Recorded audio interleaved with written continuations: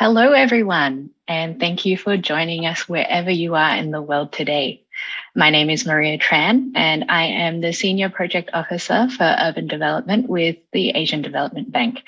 I'm based in our Pacific Liaison Coordination Office in Sydney, and I would first off like to pay respect to the Gadigal people of the Eora Nation, the lands of whom I'm dialing in from today. Welcome to all our participants. I can see there are many of you here that are just as excited as I am to hear about strengthening WASH towards universal access. But before I get started, some quick housekeeping items. For a better session experience, if you find that the presentations are too small to see on your screen, please go to the top right-hand side of your viewing platform and choose the view button and then standard view. During the presentations, you can post your questions to the Q&A panel located on the right-hand side of your screen. We are going to have time for Q&A at the end of the session, and I am sure there will be lots of insightful questions from all of you. I would also like to acknowledge our young water professional rapporteur for the session, Trang Tran. He's a junior associate from Allens. We look forward to your summary of today, Trang. And lastly, for our presenters, I have the job today of keeping time. So unfortunately, if you go over the 10-minute slot, I will need to kindly ask you to wrap up. I hope this is okay with you. So thank you once again for joining us today at the Asia Water Forum's technical session on strengthening WASH towards universal access.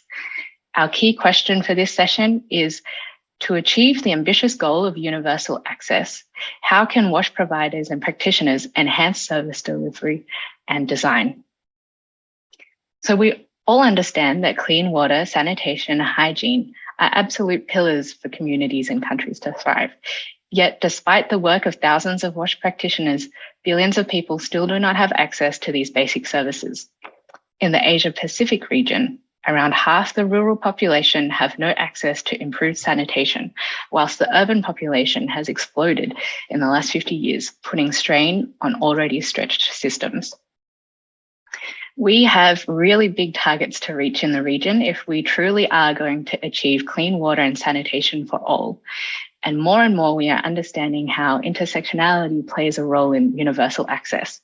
We can't achieve universal access without taking the most vulnerable with us along this journey.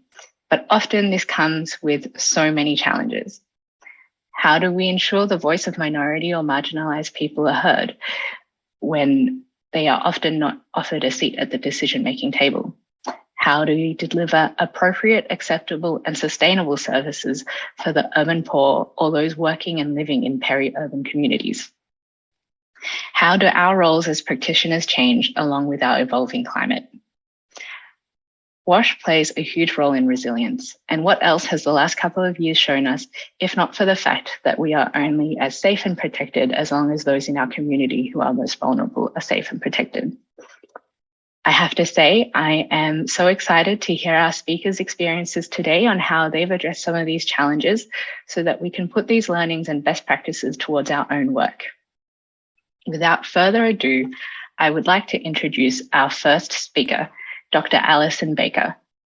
Dr. Baker is currently the fund manager for the Australian government-funded Water for Women Fund, a flagship program delivering WASH programs across the Asia-Pacific region. She has worked in the international development sector with GHD as both a manager and practitioner for over 25 years. Alison has successfully delivered projects for donors including the Australian Department of Foreign Affairs and Trade, the Asian Development Bank, and the World Bank, focused in infrastructure, water, sanitation, climate change, and environment sectors. Alison combines her technical and management skills with a commitment to improving the lives of people in the countries where she works. Over to you, Alison.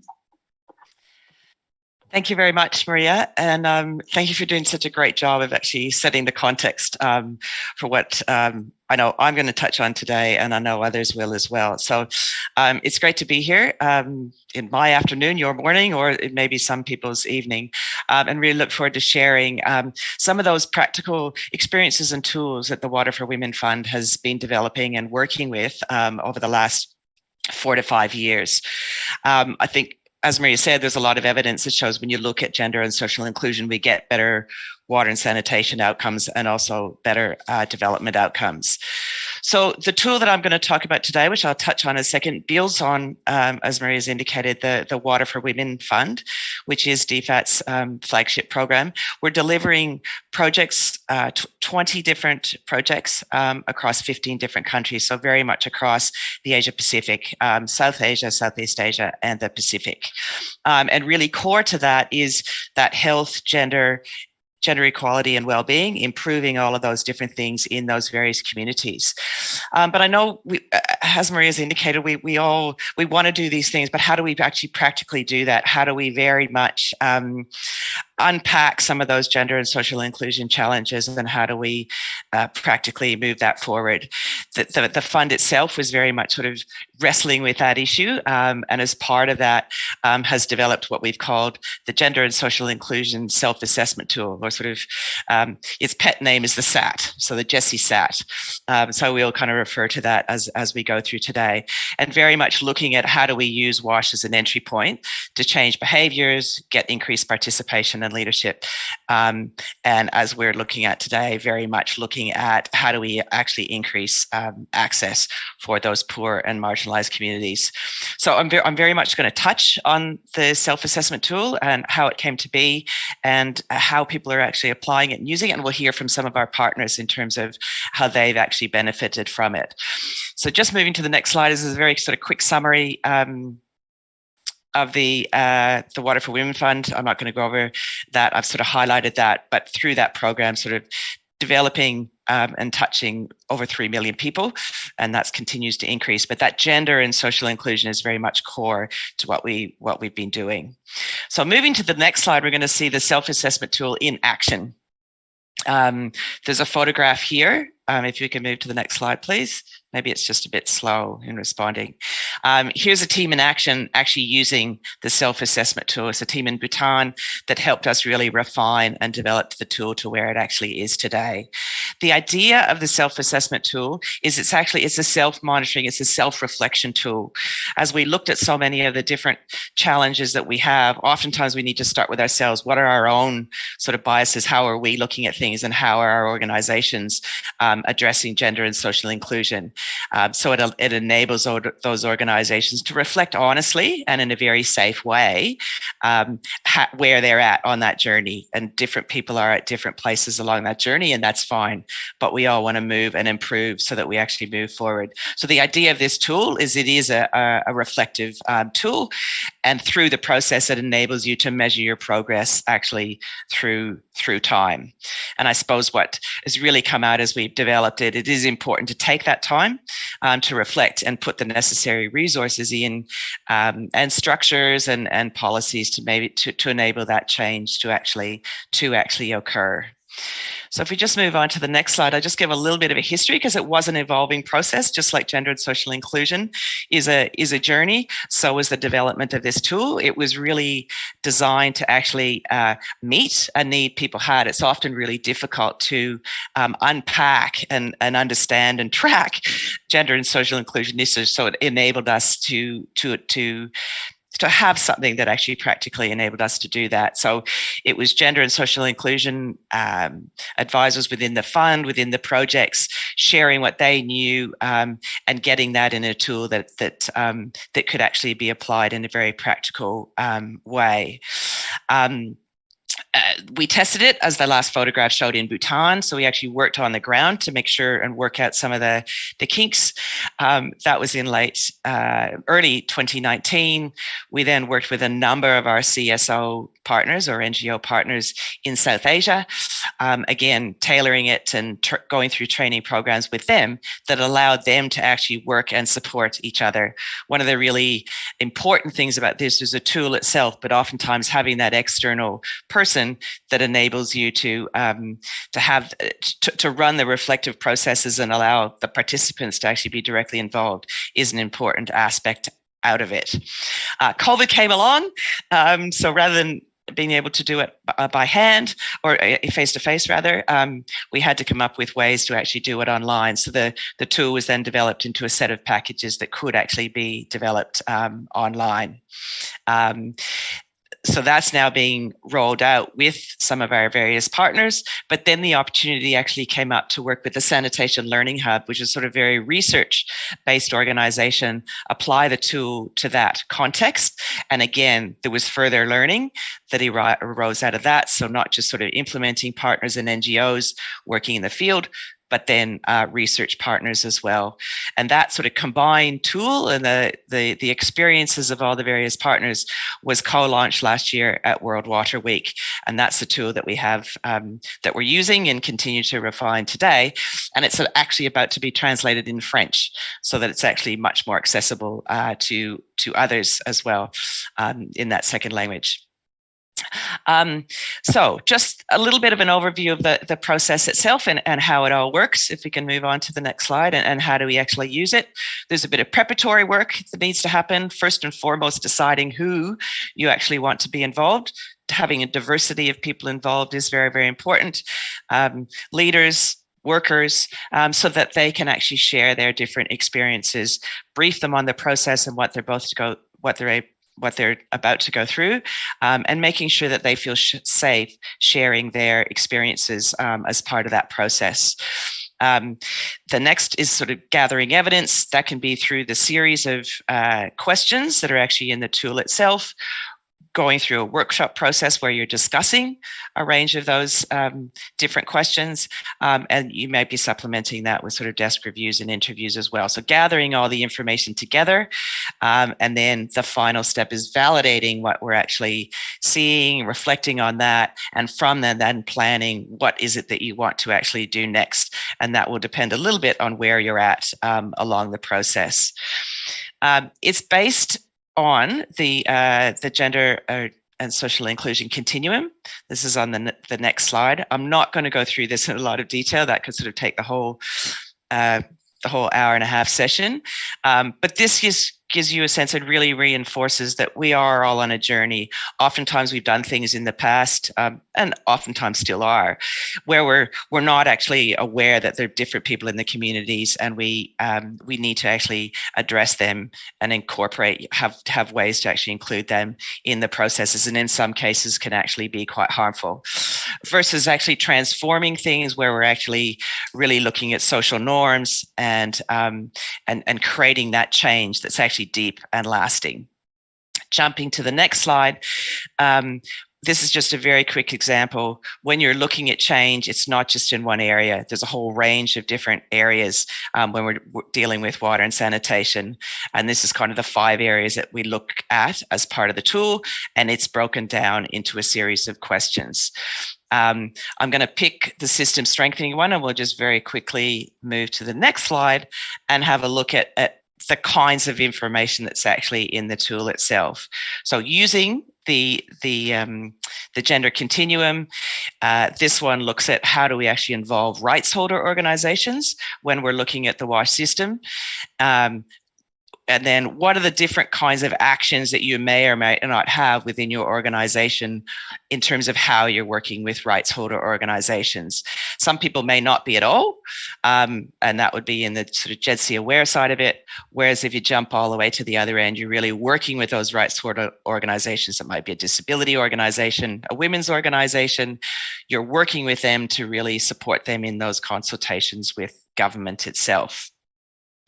So there's a whole series of questions, and going through that process in the workshops and having those conversations really enables organizations to get a sense of where they're at with that journey, where their weak spots are and where their strengths are, and then how do they actually move forward.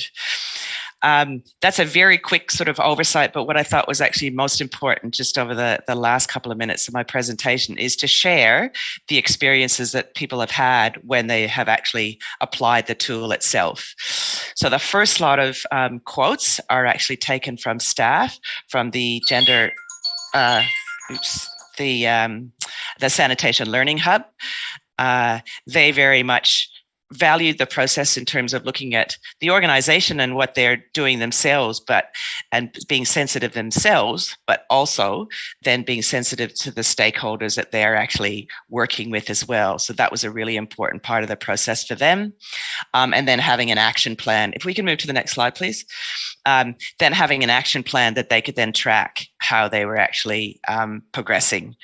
So then organizationally, they could look at that and see the kinds of things that that they needed to do and lead on, but also act on, and really take a lot of those gender and social inclusion ideas and put them into action. The next two slides are from our NGO partners that applied the tool. The first one's in India. They just found it really helpful organizationally, seeing how they could actually change their policies. It enabled them to get leaders in their organization as well as frontline workers together and working with different partnerships as well. And then the last, and I'll let people kind of read that. And then the very last organization, World Vision Bangladesh, they really found it valuable in terms of challenging the power and privilege in a very safe way, but giving them some very tangible actions to actually take forward and prove their gender and social inclusion. So that's a very quick overview of the gender and social inclusion self-assessment tool. Love for you to just think about how that might be useful and meaningful for your organizations, and happy to answer any questions later. Thank you very much. Thank you, Alison. I always love when a toolkit is developed, and also really love you sharing those success stories at the end. Our next speaker is Antoinette Flores. Antoinette has worked for 7 years in the development sector, focusing on marginalized children and legislative advocacy, eventually serving as the coordinator for the largest alliance of child-focused organizations and agencies in the Philippines, the Child's Rights Network. She also led a European Commission-funded project convening social entrepreneurs in countries such as France, Croatia, Vietnam, and the Philippines, while serving as the social entrepreneurship manager of Virulani Foundation. In 2021, she joined EDFI as the Partnership and Communications Manager, believing in the vital role of water security towards the realization of human rights. Please take it ahead, Antoinette. Thank you so much. And it's such an honor to present after Alison. Very rich presentation and useful tool. And of course, thank you very much for ADB to allowing us to share Water and Life's experience and expertise in strengthening WASH towards universal access, especially in the context of the urban poor communities in the Philippines and in Bangladesh. In Water and Life, we believe that urban poor communities also deserve and can afford sustainable water supply at home. Thus, the main problem that we address is how to turn this into a reality. How might we make running water at home affordable and sustainable for the urban poor? This is exactly Water and Life's goal. OIV, or Water and Life, is a WASH-focused NGO with a unique and financially sustainable hybrid model that provides running water at home through the social enterprise side and complemented by water-related support programs that allow inhabitants to utilize water and in improving their living conditions and communities' resilience. And this is the work that the NGO side takes on. Currently, we are serving 23 urban poor communities, 20 in the Philippines and 3 in Bangladesh. And in all of our areas, both the social enterprise and the NGO are present, allowing us to have a replicable model that we could apply to different communities with water security at its core. But why water at home? So before coming up with this solution, we studied the context of the urban poor, and we discovered both the technical and social complexities in the areas. And some of them are the inhabitants were actually paying 4 to 6 times the price of water when buying from water resellers. And these are normally stored in unsuitable containers and are prone to contamination. It also takes as much as 29 hours based on our study just to wait in line to get your water, and it puts too much burden on the inhabitants, especially on women and children, losing time and energy that could have been spent on education and development. The inhabitants also face land conflicts, unconventional housing arrangements, challenging terrains that make it hard for the building of the water network. Some of our communities are even coastal in nature, and some are above stilts. And later on, I'll show you some photos. And the inhabitants also normally do not have the official documents or the requirements demanded by the existing water operators. And they normally work in the informal sector where the pay is on day-to-day basis, making it more feasible for them to pay on a weekly or twice a week basis compared to the monthly basis of existing water operators. This level of water insecurity causes unnecessary fatigue and neighborhood disputes, which can all be addressed by a simple solution: bringing safe running water at home. There. So as you can see on the photo, these are the communities that we work with. They are right in the middle of the metropolis, yet they have a very different reality than the rest. A prime example of inequality and social exclusion. Some of our areas have inhabitants living on stilts, like in the photo. Some are along coastlines, some are just in front of a mall, and yet they do not have access to water. Today, and I think you've all memorized this number already, there are still 2.2 billion people who do not have access to drinking water globally. And this is the same case in urban areas where we operate. And in fact, 1 in 8 people live in slums in the Philippines. These megacities will continue to rapidly grow. Almost half of the population is estimated to end up in its precarious side. Without a sustainable model adapted to their needs, cities will continue to be unlivable and unable to provide even something as basic and as vital as water. Imagine how far worse it gets when the already high-risk context is exacerbated further by the COVID-19 pandemic, by Typhoon Odette, and fire, a common disaster in dense and congested populations. And so it was critical for us to work closely with various stakeholders and establish a system that works for them and with them. In partnership with local government units, water operators, and the community, we build and manage a water network that brings water access right in the home of the inhabitants. The social enterprise is in charge of managing the network for a period of 10 to 15 years and provides door-to-door collection adapted to the frequency preferable to the inhabitants. Day-to-day maintenance, repairs, and ensure the quality and continuity of the water service. We also hire the plumbers and collectors from the community to also reinforce employment and make our services as closer to them as possible. So in the diagram, you can see that we build the network from the bulk meter to the cluster cages to the individual pipes to distribute the water at home. And we buy the water in bulk from existing local water operators. And our system helps distribute this adaptedly to the homes of the inhabitants in urban poor communities. And what makes us different as well is we have a water management system that makes this that helps us to manage this efficiently on the technical side, and also adapted services like installment basis for the water access payment, no minimum consumption required, and we also teach them on the knowledge on how to monitor their water consumption, and no interest for unpaid bill, and no reconnection fees, and connection process only takes a day with minimum requirements. So it makes it really adaptable and much easier for their context to access water. You could also see in these photos our plumbers who maintain the cluster cages. So we put them in cages so that it's protected against fire, disasters, and of course to avoid tampering. You could see a MOA signing with the local water operators and the LGU or the local government unit, and our collector with the beneficiary. And once they pay, they could sign on the app itself on the smartphone, and they receive a printed official receipt right at that moment. So this is the sample, the screenshot of the water management app. You could monitor there the water consumption and all the other aspects of our work. And at the same time, ENB created a local NGO which complements the water service with water-related support, focused on building resilience through improved hygiene and sanitation, solid waste management, firefighting, emergency management, and community empowerment. Its mission is to bring all the stakeholders around the table and to mobilize and capacitate the community in improving their living conditions and sustain the water network for the long term.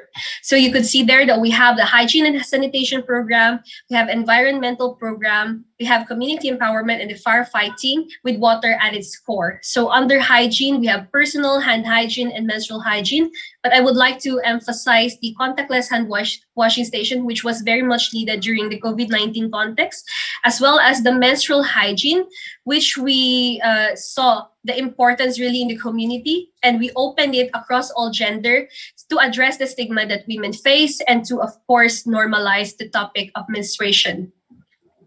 We also conduct cleanup days where we mobilize 50 to 100 inhabitants. We have solid management awareness programs and even designed a game to make it more interactive and help different stakeholders come up or ideate with solutions for their community. And in the Philippines, take for example that we have before, when we first started or built a water network, it was actually completely consumed by fire. But today we have 884 volunteers, 70% of which are women. And in 2021 alone, our volunteers were able to contain 17 fire incidents in the Philippines. And they are equipped with the equipment, with the tools, and with the know-how on how to utilize it when disaster hits. In Bangladesh, we also have this program to address inclusivity. So we are already catering to the urban poor, but we know that there are groups who are further marginalized. So we have an extreme poor policy directed towards household with a disabled head of household, a single parent household, or those with no regular revenue household. And they don't need to pay access fee and have added benefits. And currently we have 7 beneficiaries in DACA under this policy. And for my last slides, in the Philippines, with over 44,716 individuals who have water access at home and 72,400 individuals who have been equipped with water-related support, we have seen the real-life changes that water can do and how universal access intersects with other goals. When people are water-empowered, limitations are washed away and the path to improve other aspects of their life and their community are brought into light. So allow me to end my presentation with Laika's story. She's one of our volunteers in our community in Cavite, Philippines. Their community is called Tabing Dagat, which is literally beside the sea. It's a coastal community, yet very urban still. And she was saying here that when water and life finally arrived, it helped them save money and time. They no longer have to fall in line, and water is available whenever they needed it.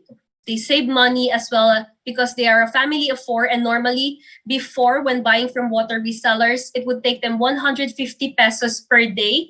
But now that they are connected at home, they have that for a whole week already. And she was even able to start selling some ice, thanks for the water, which is potable and it's tested to be potable. So she sells the ice from the water for drinking, but at the same time, because they are coastal, they have fisher folks who use the ice to preserve the fish. And so actually, this helped her pay the water and other needs of her family. She's also one of our trained firefighters, and she's the proof that water transforms lives one tap at a time. Thank you very much. Thank you, Antoinette. It's amazing to see the innovation, particularly around supply to informal settlements, as well as the social enterprise aspect of that. That's really interesting. I want to next introduce Tim Davies. Tim is a WASH specialist focused on supporting the provision of sustainable water, sanitation, and hygiene services in the Asia and Pacific region. As WaterAid Australia's technical lead for planning and monitoring, he supports national and subnational governments to strengthen their approaches, methods, and systems for WASH planning, monitoring, finance, and governance. Take it away, Tim. Thank you very much, Maria. Excellent, and thanks very much, Antoinette. That's my presentation builds a little bit on yours, narrowing down a bit on the government's governance arrangements for peri-urban water supply in Papua New Guinea. This is a partnership with Water PNG, the national water utility in Papua New Guinea, and the Motacointa Assembly as well. So this program's funded by DFAT under the Water for Women program. Okay. So this presentation touches on a very complex issue in Papua New Guinea. One of underserved communities in peri-urban areas across the country. So this is a big challenge that a lot of people have been working on, and a lot of different kind of pilot projects or approaches have been tried, and WaterAid's undertaking one of them with Water PNG and the Motacointa Assembly at the moment. So I think this was touched on in the previous presentation as well, but just in terms of characteristics of a settlement or a peri-urban area in Papua New Guinea, in summary, it's very challenging.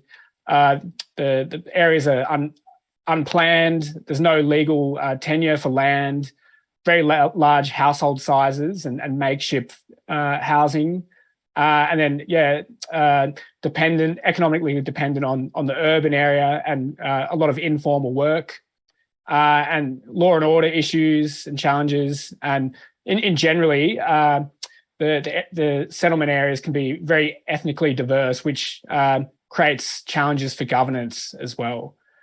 So in PNG, there's currently a population of about 8.8 million, with about 85% of people living in rural areas. But this situation is rapidly changing. So by 2050, it's estimated there'll be about 13.9 million people in PNG. And you can imagine that that will place extreme pressure on urban water supply, but then also growing peri-urban areas and settlements across the country as well. So it's predicted that urban and peri-urban dwellers will double to 24% of the population by 2050. So just to give you an idea of the scale, in Port Moresby, PNG's capital city, there's about 114 settlements in Port Moresby. So they have about 400,000 people, almost half of the population of PNG. This photo on the right here is quite a contrast, I think. This is a traditional village known as Hanulbada, and you can see it's on stilts over the water on the Coral Sea coast. But in the background is the Harbour City development. So that's kind of the heart of PNG's kind of mining and corporate industry, with all these high rises in the background. Okay. Now, so with growing population and pressure on services, what does it actually mean for governance?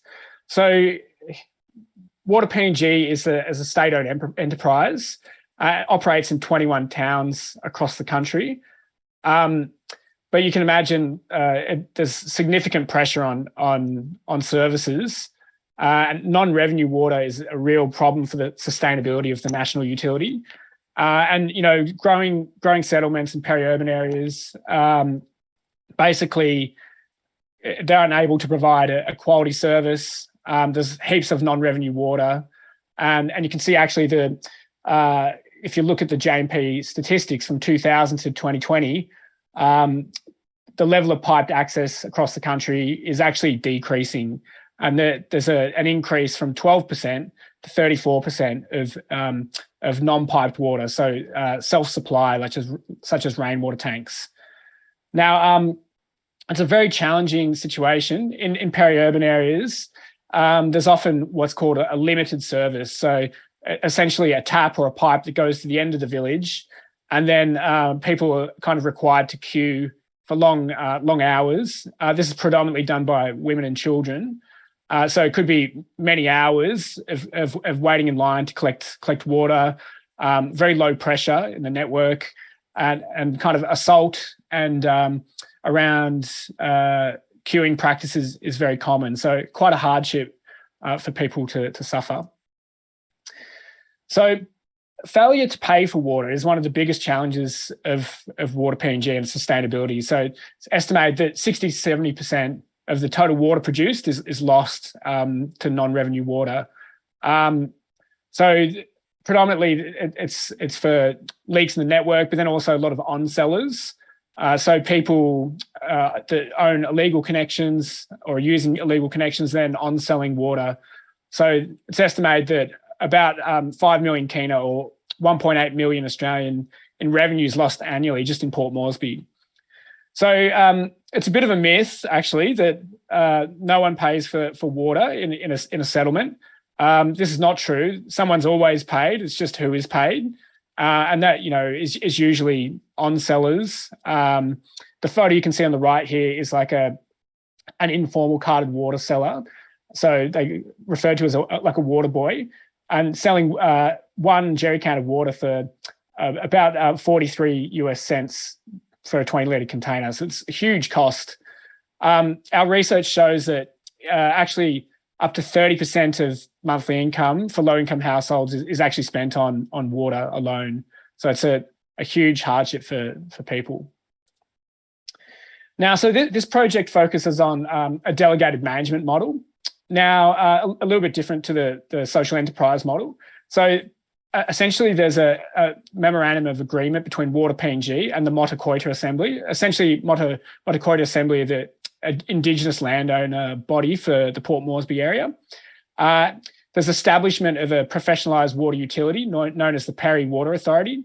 And then under this delegated management authority, Water PNG supply bulk water at a 1 kina per kilolitre, and then the Perry Water Authority act as on-sellers and manage a network of small kiosks to on-sell Water PNG water, recovering the costs, paying the staff, providing a reliable and professionalised service, and then using that money to ultimately pay Water PNG for water that comes through a bulk meter. So yeah, the staff structure is there's like a water manager, an accountant, and then a network of kiosks that they act as like agents of the authority. So they're not employees, but they manage these kiosks as like small businesses.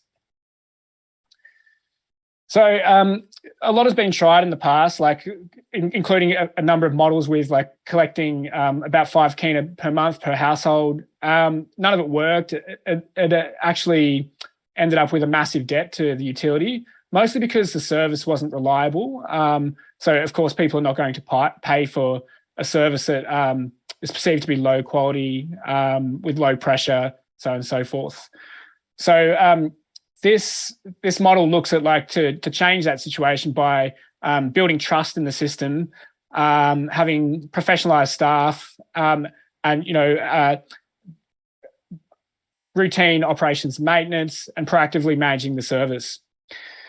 So there's essentially 2 modes of delivery. You can go to these kiosks, pay for the container of water and take it away, or you can apply through the kiosk network and apply for a household connection. And similar to the example from the Philippines, a meter cage, which is managed by the authority, will connect your meter will be connected up to your household line, and you'll have a prepaid billing arrangement through the kiosk network. Each kiosk has like a 5,000 litre storage tank, and they're able to sell other items to boost their profitability. So act as like small stores or trade stores within the community. The operators we're currently going through a process of training the operators in finance and management of the system and O&M. So essentially they're agents and not employees of the authority. Finally, there's a accounting system built on the M-Water platform. And so that's used to manage kiosk finances and record expenses and ticket like operations and maintenance within the network for any system breakdown or O&M requirements.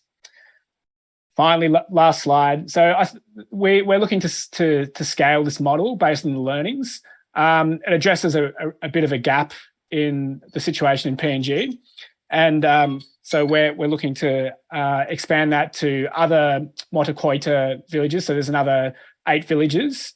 And then really working with Water PNG to refine the model and expand to other kind of settlement scenarios across the country. Thank you very much.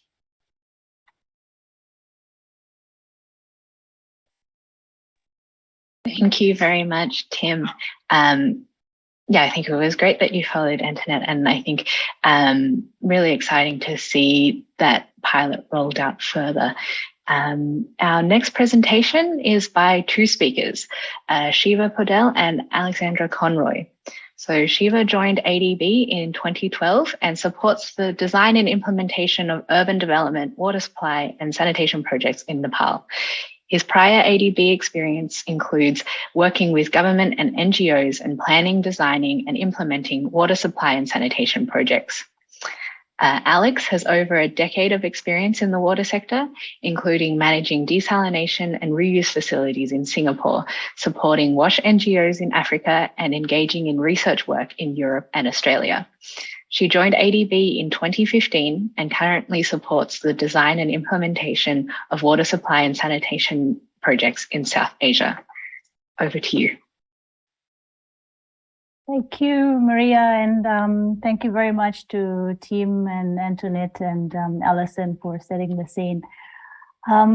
Today, Shiva and I will be speaking specifically about a recent ADB project in Nepal called Urban Water Supply and Sanitation Project. So on to the next slide, thanks.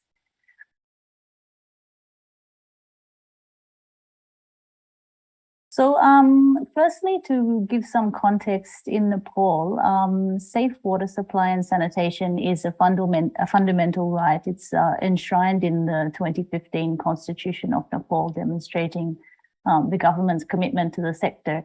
And in fact, there have been significant improvements in some of the key statistics in recent years. So one example is for open defecation. Since 2000, the year 2000, about a third of Nepal's population has stopped practicing open defecation. So this, representing a transformational shift in public health in the country. So these statistics on the screen, access to at least basic water supply service at 94%, of which 18% is safely managed, and at least basic sanitation 100%. So these statistics are actually from the Ministry of Water Supply. They use a slightly different but very similar criteria to UNGMP for defining the different access levels. The WASH sector vision, as defined in the Nepal draft sector development plan for WASH, is that there will be improved public health and living standards of people of Nepal through safe, sufficient, acceptable and affordable WASH services anytime, everyone and everywhere. Next slide, please. This is a snapshot of ADB's support specifically to small towns in Nepal. So we have quite a history of support to the country in the sector. ADB is currently the largest donor or development partner in Nepal in the WASH sector. So first small towns project starting in 2000 all the way until the urban water supply and sanitation sector project, which was approved in 2018. As you can see, each project has generally become larger in terms of the financing. And in fact, at the moment, Shiva and I are preparing what will be the next project that will target both small towns and secondary towns in Nepal. So the projects to date in small towns, they're aligned with the urban water supply and sanitation sector policy of Nepal, as well as the 15-year updated plan for small towns. And this model, in fact, if you're interested to read more, there's an excellent publication. It's called Tapping the Unreached from ADB. It was led by Nita, the current water sector chief in ADB. So paints the picture of the success story over time of these small town water supply projects moving forward. And indeed, this model is being institutionalized by the government of Nepal through co-financing and using the government's own financing, which is a really positive evolution in the sector. Next slide, please. So just to give a quick overview of the key features of this model, it's using a decentralized and demand-driven approach. And this decentralization, so projects being led at the municipality level, is in fact in line with the government's most recent constitution, which actually devolves services for water supply and sanitation to the local governments. So water user associations act as service providers, and water user and sanitation committees, which are the elected executive bodies of those WAs, act as operators or something like utilities with long-term management contracts, and the local government owns the assets.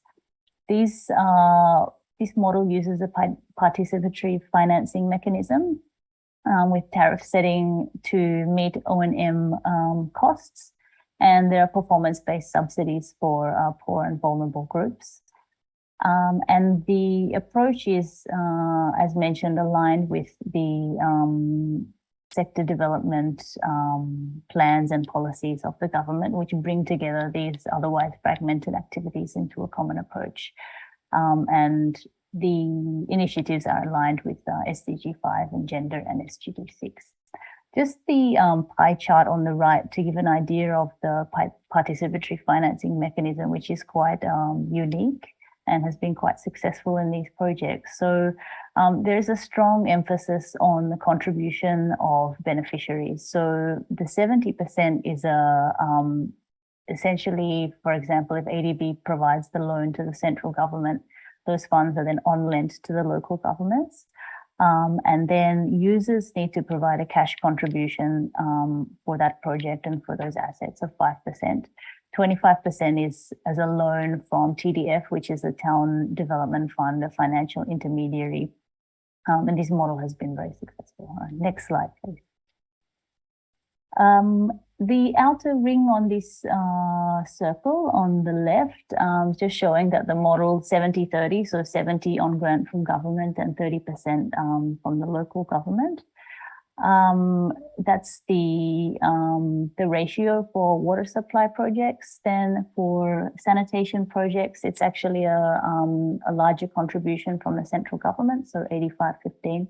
And then also for ultra poor or for vulnerable households, that last mile connectivity on a grant basis using output-based aid under this urban water supply and sanitation sector project. On the right, just to show the photo at the top is the mayor of Bharatpur, which is just west of Kathmandu, signing the agreement to be part of the project. And the lower photo is just to show that consultative and participatory process. Next slide, please, and over to Shiva. Thank you, Alex. Thanks, Mary. Hello, everyone. I'll just take it from here. These are the outputs envisaged in the project document. The output one basically is related to the construction of the infrastructure related to water supply and sanitation. These figures may change by the time of completion of the project. However, we are putting efforts to at least achieving these figures. Output 2 is basically about the strengthening the institutional and community capacities. Under this, there are several activities planned, which are some are ongoing, some have been already achieved, and for the rest of the activity, they are on track to achieve. Next one. As Alex already briefly mentioned some of the features for this project, this is actually the continuation of the earlier phases of the Small Towns project, as was mentioned earlier. And I just wanted to highlight key features of the project. It is owned by the community and managed by the community. And also there are several activities related to the creation of awareness on health and hygiene for the school students at the local level, the municipalities, and the project service coverage area.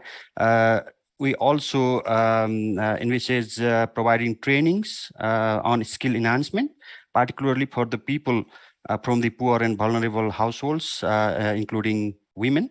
The systems are not so complex. Still, it is using high technology. For example, the SCADA, and there are other activities which follow the digitalization processes, like computerized billing collection system, use of electronic payment platform, etc. Another important one is that it aims to recover the capital cost partially. Next slide, please.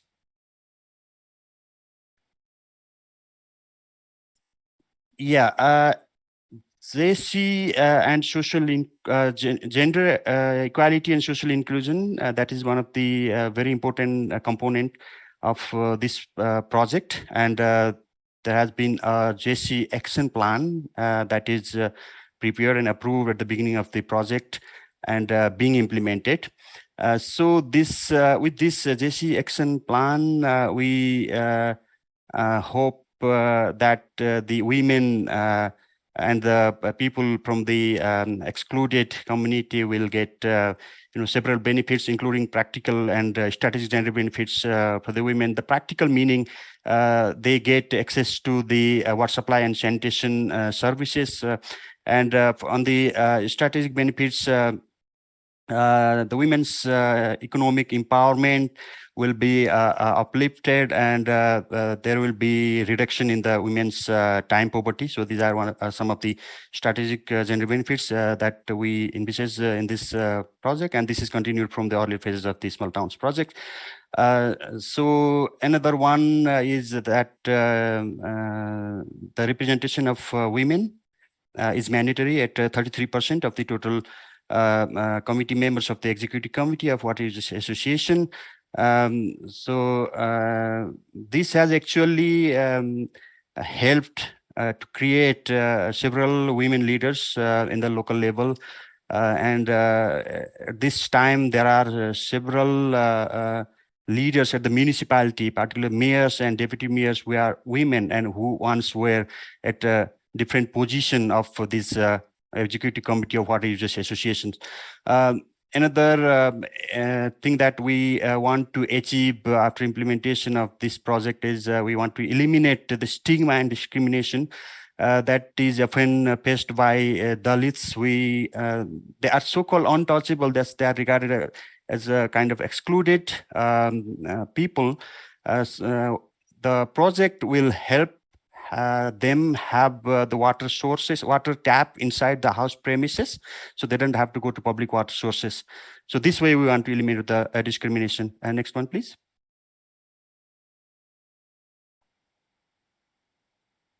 Well, there are several mechanisms to ensure sustainability, and I don't want to go in details with all of those. We can maybe discuss later if there are any questions on this. That's already an alert that we are over time. So next, please. Yeah. All right. And also, there's one dedicated unit in the Department of Water Supply at the central level who actually has is trying to develop system sustainability tools and to develop the capacity of the water operators and at the local level and the central level. Some of the key are the tariff guidelines will be prepared, are being prepared. Tariff calculator is prepared. Excel version, and this will be updated to a web version, upgraded to the web version.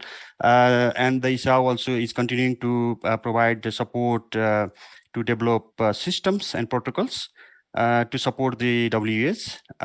There's one water supply service support center proposed, and a framework for the upgradation of the WES is also established. And it is the capacity of the WUSCs, the executive committees, are being built. The continuation is there. And lastly, I just wanted to highlight that now that the country is practicing the federal governance structure, the role of the municipalities or local governments is very important. And they are actually already supporting the WUS or WUSCs in operating and maintaining the water facilities created under the project. And they will continue to do so for this project also. Yeah, I think this is it. Thank you very much.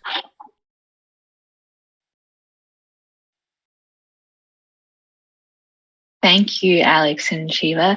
It's interesting to see the difference in scope and scale between an ADB project and then some of the projects that we have seen previously in today's session. So our last presentation, last but not least, from co-presenters Clara Layden and Carl Gehling. Unfortunately, there was another presenter, James Young, from the Public Utilities Board in Kiribati, but he is unwell today and could not join us, but I would like to acknowledge that he played a pivotal role in this presentation as well. So please, Clara is a process engineer with over 18 years experience in the water industry. She has a water treatment technical and operational support background, which has led her to specializing in reviewing water quality and safety and working collaboratively with utilities to create water safety plans, which aim to integrate into daily operations and practice. Carl, on the other hand, has more than 20 years of experience working on water resource management, WASH, solid waste and wastewater management, and environmental and engineering geological assessments. He is working currently on urban development and water supply and sanitation projects in ADB's Pacific region. Carl previously worked for both multilateral and bilateral agencies in managing technical assistance and investment programs on urban and rural water and sanitation projects, including technical advisory services on development programs and poverty alleviation projects. Clara and Carl, please go ahead. Thank you, Maria.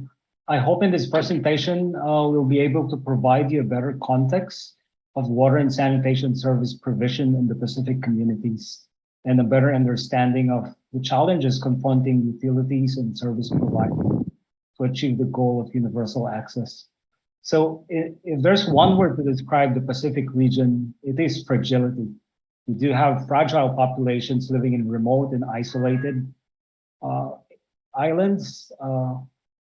The cost of delivering services is quite high, but also in small islands, developing states, you have communities that are vulnerable to the impacts of a constantly changing climate and natural disasters. And we'll do highlight in this presentation the drought crisis that's currently happening in Kiribati. So allow me to share briefly some of the assistance provided by ADB in the urban and water sector in the Pacific region. In response to COVID-19 pandemic, a regional technical assistance on strengthening WASH behavioral change was extended to 14 developing member countries. This TA was aimed at strengthening capacity in preventing disease transmission through enhanced WASH practices and related enabling environment. So in Kiribati, the TA supported the Public Utility Board, that's the utility operating in the capital of South Tarawa, in developing comprehensive water safety plan, and this will be elaborated in the presentation shortly. And concurrently, the South Tarawa Water Supply Project is an investment project co-financed by ADB, World Bank, and Green Climate Fund. This project aims to triple the capacity of supplied drinking water through the installation of desalination plants coupled with solar photovoltaic cells, and the rehabilitation and expansion of water supply network and the WASH awareness program included in that project. So with that backdrop, I want to turn over now to my colleague, Clara Layden. Thanks, Carl. As we mentioned, James can't be here with us today. He represents the Public Utilities Board, but we'll do our best to go through and provide that overview of Kiribati. So Kiribati is located in the North Pacific. It has a number of small islands, with the major island of Tarawa, and the capital is Besso. And as you've probably noticed, the local pronunciation of TI becomes an S. So that's the background between the Kiribati and the Besso. So the population is 70,000, with actually a very high population growth. And that population is increasingly being a higher density coming into Besso. The water and the energy systems is managed by the Public Utilities Board, or as I'll call as PUB. So the water pressure system, it has a number of stress pressures and stresses currently in place. As I mentioned, Tarawa's population is rapidly increasing. Recently, we're told it's about 6 children per woman, so a fairly high population increase. And in addition to natural birth rates, there is a movement within the nation itself as climate change is increasing stresses on low-lying land. So natural migration within the country is towards the higher land and towards Besso. As well as population movement for jobs and that you can find within capital cities. In addition, the increasing ocean levels are showing potential increases in salinity, and that will have impacts on sustainable yields. And the treatment plants have had a number of operational and operability problems. Currently, PUB is working through restoring and improving the RO systems that are in place. Water losses through the network are extensive, and are just hearing about a 70% loss through a network system. That's also happening here in Kiribati. What's resulted is a very low water availability per population, and which will continue to decrease as the population increases. And so even at this current point, the community doesn't have those minimum thresholds of 50 litres per person per day from all sources of water. So just talking about the water sources, this is a quick snapshot of how the drinking water and also water sources are throughout the country. So we've got drinking water both from the Buta Water Reserve and Bonriki Water Reserve. They're the natural freshwater lenses, and they go through aeration and chlorination. As we mentioned, there is the RO system in place, which is currently having some operability issues, and that can contribute, if in operation, to about 60 kilolitres a day. Now, the residents also do have self-supply. Rainwater tanks provide about 50%, which you can see around here, and groundwater as well as 12%. Now, seawater is also mentioned up here as a contributor, and we'll talk about that a little bit more, but seawater is often used because of the scarcity of fresh water in other water sources besides water outcomes rather than just drinking. These can be in the flush toilets, or brackish water can be used for washing and cleaning. The hospital unit has an RO system, but unfortunately hasn't been operational, again, due to operational issues. And instead PUB is directly supplying the hospital. The community also, instead of just rainwater, but also supply through groundwater. But these can be a range of brackish conditions and as well as contaminated from drinking water. So it's a complex system, and a lot of this is currently, the majority is actually through self-supply, and stresses on the current operability from the existing RO systems. Now, I mentioned before that the highland is a key component to the Bonriki and Buta Water Reserves. And as they're the higher levels of land, they also have a number of other uses. There is airport, there's also the cemetery. There's a lot of agricultural activities that occur on these land parcels as well. Now, we also know that open defecation can lead to issues, but there has been some attempt to create flush toilets using that salt water because of the scarcity of fresh water. Unfortunately, there's been ongoing operational issues with a number of these pipelines that have led to breaks. and those those flushing salt water systems then has actually contributed to some level of potential contamination with both fecal matter directly and salt water into those freshwater lenses. As mentioned before, water quality isn't just an issue regarding the source water for PUB. A lot of the self-supply systems have also contamination. This includes the private bores that are in place, and both contamination is considered with both the brackish nature but also bacterial. And also the World Bank Group did do some testing in 2019 that found up 90% of the time the household rainwater tanks are contaminated. Now, in addition to the ongoing nature with the operational conditions and contamination, Kiribati is currently experiencing a severe drought conditions. So the alert levels are broken up into 3 categories, which I won't go through. However, just to give you an outline of where we currently are with Kiribati in the previous 12 months, we're now in the lower 5 percentile of rainfall achieved, and salinity is tracking upwards to greater than 1,000. And in addition, La Nina is expected to continue. And for Kiribati, that's going to actually lead to a lower rainfall outlook for the next 3 months. So that means that there's not going to be any significant natural relief from a significant rainfall. So just to also some interesting outcomes and also showing the stress that these current drought conditions are having is that there is actually showing significant change in the community's behaviour in terms of water usages and water sources. So previously we did outline that self-supply was a major contributor, but due to the lack of rainfall, rainwater tanks and the private bores are being changing in terms of the usages. So the local rainwater tanks are not getting that rainfall, and as a result, private supplies through the local wells and also PUB is being stretched. Now, in addition, because of the lack of rainfall, the natural water freshwater lenses aren't getting the freshwater recharge that they would normally get.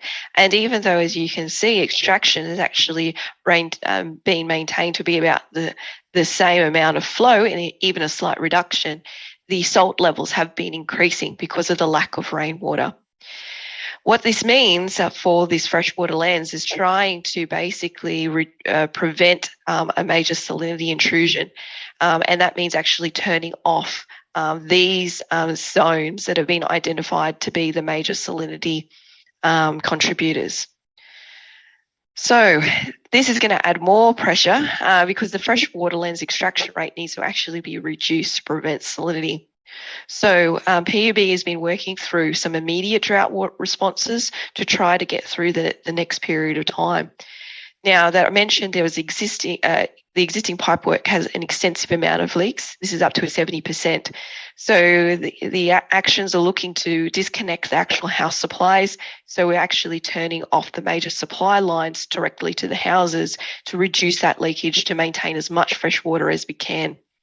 And basically, PUB is looking at strategically placing large tanks and standpipes to allow householders to access that water, but in a way to reduce the leakages.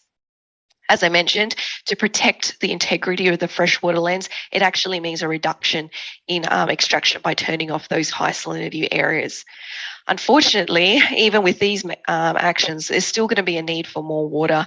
So PUB has been working through trying to restate the desalination plants to get that additional source of water and looking at additional desalination opportunities.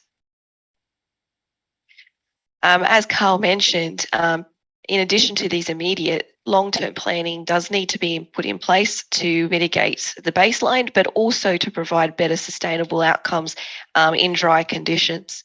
So that includes trying to rectify that situation with the major leakages and putting in a major new pipeline, as well as actually looking at a climate-independent water source, which is additional desalination. Now, this is to show that under normal situations, as I mentioned, there has been some behaviour changes with the community under drought conditions. But under normal conditions, this will increase the PUB's supply to being the major contributor, along with then the groundwater, freshwater lenses. Carl? Yeah, sure. We've gone a bit over time, so if you could spare me a minute just to pick a few takeaways from this case. So you've heard from an environment similar to Kiribati, where the utility is confronted with an increasing demand for water with diminishing supply of available water resources. Against this backdrop of drought crisis and exacerbated weak capacity and limited resources, definitely stopgap measures and patchwork solutions won't work. While you've heard about common challenges presented in the Pacific, each country is unique and will require customized and integrated solutions. Also, forward planning is necessary to better prepare for future crises and catastrophic events, such as the adoption of business continuity plans and pandemic plans. Lastly, Kiribati water security depends on diversified sources of drinking water, with the growing population in South Tarawa, mainly due to in-migration of people from outer islands. Finding cost-effective mix of water sources from PUB operations will be necessary. Desalination is not a simple technology, while that is the best offered solution, but it will require adequate technical solution and capacity and operational skills. So with that, turn back to Maria. Thank you. Thank you, Carl and Clara. Thanks for sharing and highlighting some of the vulnerabilities our Pacific neighbours face. I think the situation can be quite stressful in Kiribati at the moment. So now we have time for Q&A. Thank you for all our presenters for your fantastic presentations. I want to remind our attendees that on the right-hand side of their screen, they can type in any questions that they have for the presenters. Please don't be shy. I think also you may upvote or like any of the questions that you think you want to ask particularly. So I might go ahead and take on the ones that are most upvoted now, but while I ask them, please don't be afraid to answer or ask more questions. So our first most liked question is from Nimesh, and it's for Tim. Tim, can you please share more about the business model of the new model and maybe how that has evolved? Who covers CapEx? Is there a cost share? And the O&M and OpEx? Yeah, thank you. Thank you very much for the question. That's a great question. Yes, so the model is has been, we did a piece of research that looked at different pilots and different approaches that have been tried across the world. Like kiosks are not new. They've been tried a lot in Southern Africa and some parts of South Asia and Southeast Asia as well. But this is the first time they've been tried in Papua New Guinea. So we looked very closely at the governance arrangements and what the tariff settings would be to recover enough money for CapEx and OpEx. And so basically, water is sold. We get water from a wholesale rate of 1 kina per kiloliter. And then the tariff setting and the modelling that has been used to calculate that has a retail rate of about 10 kina per kiloliter. So that's about $5 or so Australian or so. That will recover costs for capital maintenance, operations costs, including things like staff time. That includes a 40% commission of sales that is paid to the kiosk operators as well. So basically, when the customers are buying water from the kiosks, 40% of those costs would be directed towards the kiosk operators as a business opportunity for them, and then they're able to sell other items within their kiosks as well. That 10 kina rate the setup will be basically there's two accounts. There's a daily operating account managed by the authority, and then a kind of like a trust account where a percentage, a fixed amount, each month is transferred, and that's for longer term capital costs. So things like maintaining the network centrifuge pumps, which are like expensive network assets. So yeah, I think like in the first kind of 6 months of the pilot, 10 kina per kiloliter might not be enough. Has to be regular data and M&E to kind of show what the tariff setting is and if it's suitable, and the tariff might be adjusted in the future to make sure that ongoing costs will be covered. Another thing I should just very quickly highlight is that when starting the authority, it's important that they have some operating reserves, because if they start with nothing, then the first thing that goes wrong, of course, it would all fall over. So WaterAid under the project, we're looking to underwrite some of the reserves of the authority. So that would look like 1 month's operating costs as a contribution from the project towards the authority to enhance its sustainability. So thanks. I hope that answers the question. Thank you, Tim. And I guess we look forward to seeing more information as the other sites roll out and as you scale up the pilot. So our next question, most liked, is for Alison. It's from Christian. It says, thank you, Alison, for the interesting presentation. How does the GESI assessment tool take into consideration country-specific differences? How long does a typical assessment take? And do you have any examples of specific actions that have been implemented based on the outcomes of the self-assessment process? Thank you. Okay, ooh, you might have to remind me of all those questions. No problem, it's a big question. Yeah, the big question. In terms of the context-specific side of things, that's a really good question. And the I suppose the questions within the tools itself are general enough in nature that the group of people that gets together to actually go through the process brings a lot of that local context and that knowledge with them.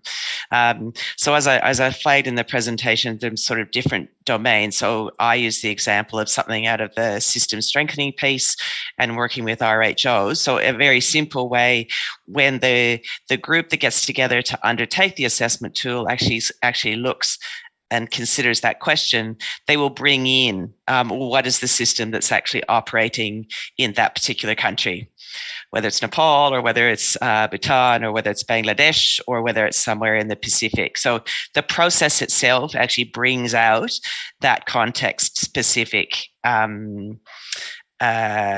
those context-specific elements. And one of the reasons that we've kind of tested or are trying this, even say we've trained all the South Asia facilitators, and so they're working across countries. Each of the facilitators can then actually help draw out some of that context-specific work as well. So that's a bit of an example of how the organic nature and the people involved in the process actually bring out those contexts. In terms of the process itself, it can obviously be sort of quite extensive, but just in terms of a sort of a baseline, it takes about 12 hours. So there'll be a couple of hours of sort of prepping people and another couple of hours of collecting data. And then say for an NGO or somebody on the ground, especially because we designed it as part of COVID into different, it can be done remotely if need be. It's about 8 hours. So it could be done as a whole workshop, or it could actually be broken up. So for an NGO or somebody working on the ground, it's sort of one whole day plus a couple of hours either side. So that gives that gives you a sense. You can also obviously be more, but it's actually quite practical and quite a doable kind of process. Then in terms of sort of actual actions themselves, one of the things that a good example, and this was actually in Pakistan itself, one of the organizations went through the process and they actually decided themselves, well, before say they went out and worked in a transgender community, it was actually important to bring somebody to walk the talk. So they actually hired a transgender person within their organization. And then that really, that enabled everybody within that organization to really understand what might be the different perspectives of that particular individual, but also that particular group and the challenges that some of those marginalized communities actually need to deal with.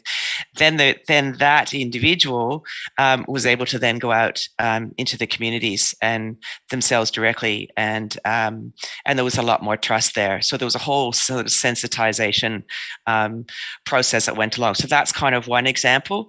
Another example is, say, in Bhutan, they were actually, they brought in a local disability organization, working with them, understanding what the different aspects of people with a disability are, and then how they could actually integrate that into, maybe it was dealing with MHM issues, menstrual hygiene management issues, or is there particular changes that need to occur to a sanitation facility in the house.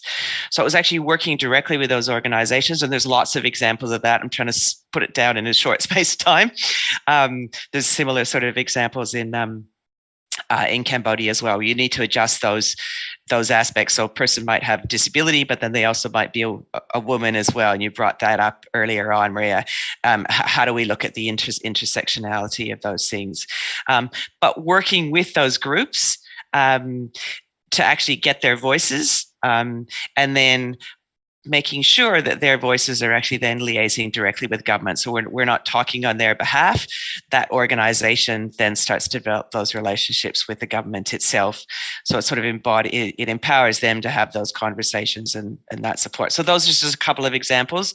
There's many more, but I know we don't have heaps and heaps of time, so I'll stop there, and hopefully that's given you a feel. Thank you, Alison. I think, yeah, it's fantastic that the toolkit is able to provide space at the table for those groups that we have been talking about that we really want to target. So I think the next couple of questions I see are for Antoinette. So I just want to maybe combine them to save time. So Antoinette, how does the system for urban poor communities fit within the town-wide water supply system and management? And then how, you're saying that you supply water to 23 communities. So what are your lessons in replicating this model? Because lots of interventions don't go beyond pilots. So they want to know, Penny wants to know how you've achieved this scale. And then Danva wants to know that whether you have plans to implement in rural areas or in upland areas, and that they think that this presentation was really heartwarming. Over to you. Thank you, Maria. So I'll try to address these three questions by building up on my answers. So first, how does the system fit in the town-wide water supply system? So definitely, it's not an isolated approach. So we work, as I mentioned, with the local government unit as well as the local water operators, and then we buy the water in bulk from the water operator and build a system that distributed directly to the homes of the inhabitants in urban poor communities. So what is different is that we adopt the system and make it work for them and with them. We consult them in the process and try to understand and address the pain points, not just of the community, but the pain points of the local government unit and of the water operators as well. If otherwise, they won't be able to serve these communities because of that pain points. And so that's where we come in. So it's not a completely different approach. It's integrated, and we work across the stakeholders, and which is related to the second question. Could we also replicate this in the rural communities, especially in the upland areas? I think at this moment, there might be different pain points or complexities that rural communities have. So for example, because we are working with the existing water system and just adapting the system for the urban poor, and the problem could be in the rural areas is that they don't have a water source in the first place, or there's not an infrastructure that manage this water reservoir. So we would have, if we go there, we would have to manage starting from that point. And that's a completely different approach So I think we would still need a lot of studies to be able to say that we could replicate the model there. So for now, I wouldn't say a conclusive answer to that, because even with our current model, we underwent a lot of studies. And every time we go to each community, we conduct a pre-survey and a lot of prospection just to understand if we really fit there. So for the third, what are the lessons about scaling up? So we started from 2008. There were a lot of challenges, but as I've mentioned, we are now in 23 urban poor communities. Of course, a big chunk of that is funding. That's so of course it plays a big role, and I think we think that a way for the market to allow for this system to be for this model to be replicable is to strengthen output-based aid. So that's one. Currently, we have some programs benefiting from that, but at the same time, we also have we try to build a financially sustainable model. So we are now at the break-even point with our social enterprise, meaning the revenue is kind of covering up the operational costs, and so the grant side is covering the capital expenses. But at the same time, we have a plan. We enter into commitments with the local government units and the local water operators for a 10 to 15 years memorandum of agreement, just to ensure that the water would be continuously served throughout these years. And we prepare the community for that transition. That's why it's important to also build their capacity. And so you have the institutional sustainability, the financial sustainability, and of course, it does a lot of wonder to work directly with the people to understand how can this sustain. And once you have a sustainable model, it's much easier to replicate. Thank you. Thank you, Antoinette. I think, fantastic answers to those questions on how we can scale up, and really like the emphasis of understanding that context and where you're going to make sure that it's sustainable. Because, as Penny said, there is a lot of pilots that don't go beyond pilots. So the next question I have is for Clara and Carl. There's two questions that we might combine, noting there's 5 minutes left. So if you could be kind of speedy, but Samantha wants to know if the communities of Kiribati are being involved in this water safety planning, and Bilal wants to know if there are plans to address the needs of outer islands in Kiribati, and have there been any studies in restoring or replenishing the water lens during and after droughts in Kiribati? So big questions. Big questions. Carl, did you want me to, or did you want to have? Sure. On the community engagement, you may want to take that. Yeah, so we're at the early stages of the water safety planning process. What we've clearly identified is that we need to address some of those more immediate issues with the PUB supply. So our initial approach is to look at the utility, understand the risk profiles associated with their supply, and try to secure and risk mitigate the utility supply. The water safety planning project is being undertaken in a number of nations, including Kiribati. In majority of those communities, the utility is providing generally a higher supply than self-supply, but the approach is to try to work through that initially, and then to identify where those higher water quality risk profile sits within the private homes. And then that's the key point in terms of water quality and water safety, is engaging them with the community to better educate, provide tools, and work with some support that may be provided from PUB or the utility in assisting to mitigate water quality risks in their private supplies.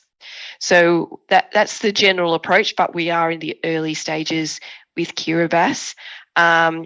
And talking about the smaller supply systems, again, the approach is to initially start with the majority of the population, which is in the town community in the capital city, and then once that water safety plan is in place and the utility feels comfortable, is then to progressively look at the additional water supply systems that we can look at involving and improving on.